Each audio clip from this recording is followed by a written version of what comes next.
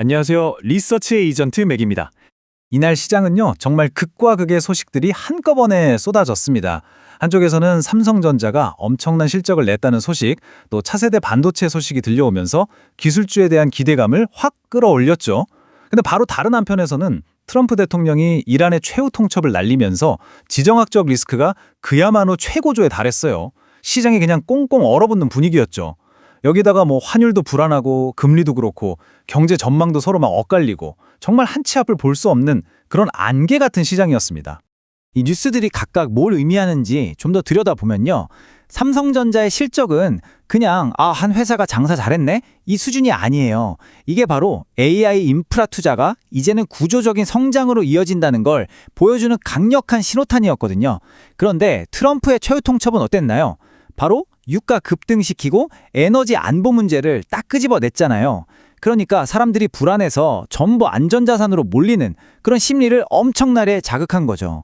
결국 투자자들은 반도체 슈퍼사이클이다 라는 거대한 기회랑 이러다 진짜 전쟁 나는 거 아니야? 하는 최악의 위기, 이 둘 사이에서 완전히 길을 잃어버린 겁니다. 자, 그러면 이 엄청난 기회와 위기가 충돌하는 상황에서 시장은 과연 어느 쪽 손을 들어줬을까요? 실제 지수가 어떻게 움직였는지 숫자로 한번 확인해 보시죠. 결론부터 말씀드리면 시장은 딱히 방향을 못 잡고 혼조세로 끝났습니다.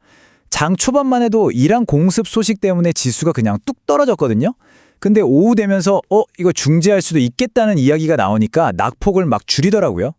그러다 결국 일부 지수는 플러스로 돌아서는데 성공했습니다. 여기서 진짜 중요한 포인트는 지수마다 분위기가 완전히 달랐다는 거예요. 다우지수는 아시겠지만 전통산업 비중이 좀 높잖아요. 그러니까 애플 같은 대형 기술주가 힘을 못 쓰니까 그냥 같이 하락해버렸어요. 반면에 S&P 500은 헬스케어나 필수 소비재처럼 좀 경기를 덜 타는 소위 방어주들이 잘 버텨주면서 지수를 끌어올렸죠. 나스닥은 좀 재밌는데 브로드컴이 AI 칩 수주했다는 엄청난 호재가 터졌거든요. 근데도 애플 부진이 발목을 딱 잡아서 겨우 플러스로 마감하는 수준에 그쳤습니다. 이게 뭘 의미하냐면요. 시장 전체가 큰 위험 때문에 짓눌려 있는 건 맞는데 그 안에서도 산업별로 또 기업별 펀더멘탈에 따라서 움직임이 완전히 갈렸다는 걸 아주 명확하게 보여주는 대목입니다. 자, 그럼 이런 정신없는 시장 속에서도 돈은 도대체 어디로 흘러들어갔을까요? 상승을 이끌었던 뚜렷한 패턴 4가지를 한번 짚어보겠습니다. 이날 상승을 이끌었던 건 크게 4가지 패턴으로 정리해 볼 수 있습니다. 첫 번째는 정부가 의료보험 정책을 바꾸면서 직접적으로 수혜를 입은 헬스케어 기업들이 쭉쭉 올랐고요.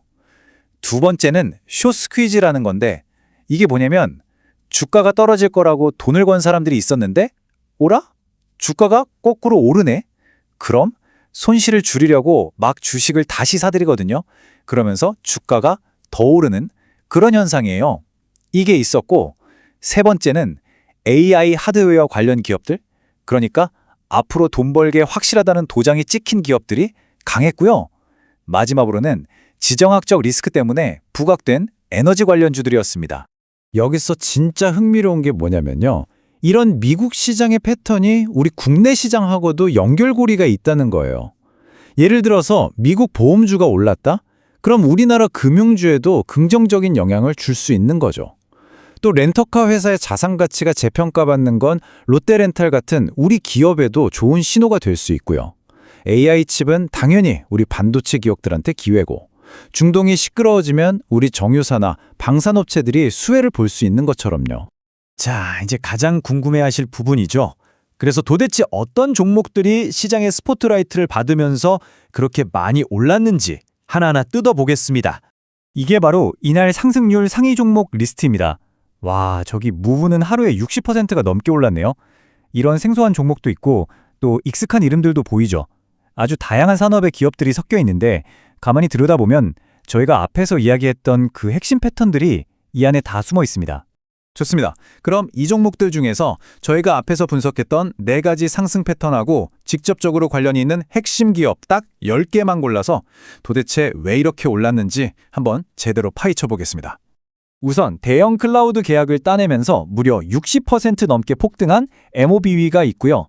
또 친환경 기술로 주목받은 LNAJ 그리고 스카이큐가 눈에 확 띄네요. AI 인프라 장기 계약에 성공한 AGPU도 있고요.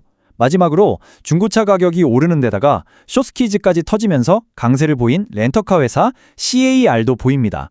공통점이 뭐죠? 전부 다 아주 명확한 호재가 있었다는 겁니다. 이런 미국 기업들의 성공 스토리가 그냥 남의 얘기가 아니에요. 우리 기업들한테도 중요한 힌트를 주거든요. 무브의 크라우드 사업은 삼성 SDS랑 연결해 볼 수 있고, LNG의 친환경 기술은 DLENC, 또 CAR의 자산가치 상승은 그럼 롯데렌타 가치도 다시 봐야 하는 거 아니야? 이런 생각을 하게 만드는 거죠. 헬스케어 쪽을 보면요. 정부 정책 덕을 톡톡히 본 AGL, ALHC, UNH가 나란히 강세를 보인 게 가장 큰 특징입니다. 뭐랄까, 세트 메뉴처럼 같이 올랐죠. 이 외에도 임상 결과가 좋게 나온 신약 개발사 PRLD, 또 데이터 센터 계약을 따낸 DTCX도 흐름이 아주 좋았습니다. 여기서도 우리 기업하고 연결점을 찾아볼 수 있습니다. AGL이나 ALHC 같은 플랫폼 기반 헬스케어 기업의 성공은 우리나라의 케어랩스나 루닉 같은 기업들이 가야 할 길을 보여주는 것 같고요.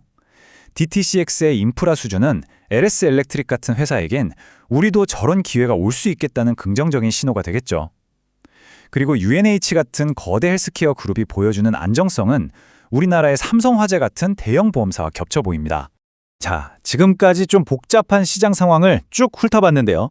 그럼 이 모든 걸 종합했을 때 우리가 오늘 꼭 기억해야 할 핵심 메시지는 뭘까요? 마지막으로 딱 정리해드리겠습니다. 오늘 시장을 딱 한 문장으로 정리하면 바로 이겁니다. 지금 시장은요, 막연한 기대감 같은 거엔 반응 안 해요. 오직 눈에 보이는 확실한 것에만 돈이 몰리고 있습니다. 예를 들면 정부 정책이 바뀌어서 바로 수익이 개선된다거나, 몇 년짜리 장기 계약으로 미래 현금이 보장됐다거나, 아니면 중고차 가격이 오르는 것처럼 실제 자산 가치가 올라가는 그런 확실한 호재, 이런 것들에만 시장이 아주 민감하게 반응했다는 게 오늘 시장의 가장 큰 특징이라고 할 수 있습니다. 결국 우리는 이제 선택을 해야 합니다. 저기 몰려오는 지정학적 리스크라는 먹구름만 보고 시장 큰일 났다고 비관적으로 볼 건지, 아니면 그 먹구름 위에서 환하게 빛나고 있는 AI와 반도체 실적이라는 태양을 볼 건지, 단기적인 뉴스에 일희일비하기보다는 AI가 만들어내는 이 구조적인 성장, 그리고 에너지 패권의 변화 같은 큰 흐름의 본질을 꿰뚫어보는 게 중요합니다. 그리고 그 안에서 누구도 따라올 수 없는 기술력을 가진 그런 기업을 골라내는 지혜가 필요한 시점이 아닌가 싶습니다. 네, 오늘 제가 설명해드린 내용은 시장의 전반적인 흐름을 이해하시는 데 도움을 드리기 위한 정보 제공 차원이었고요. 특정 종목을 사시거나 파시라고 권유하는 건 절대 아니라는 점 다시 한번 분명하게 말씀드립니다. 모든 투자의 최종적인 결정과 그에 대한 책임은 투자자 본인에게 있다는 점 꼭 기억해 주시기 바랍니다. 감사합니다.